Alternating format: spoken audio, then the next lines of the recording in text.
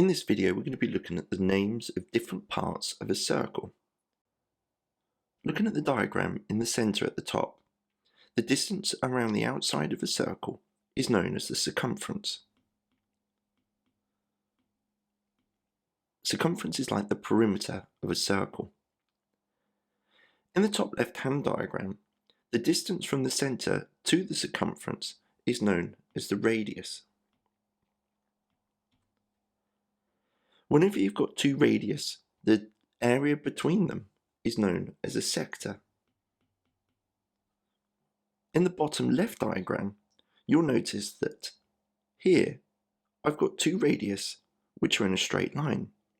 The distance from one side of a circle to the other through the middle is called the diameter.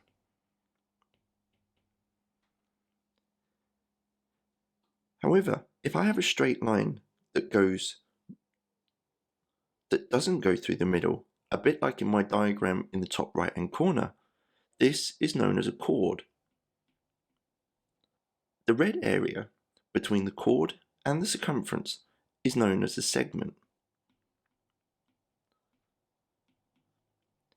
However, because both the red area and the white area, the remaining area of the circle, are called segments, this one is a minor segment because it is smaller than this, which is the major segment.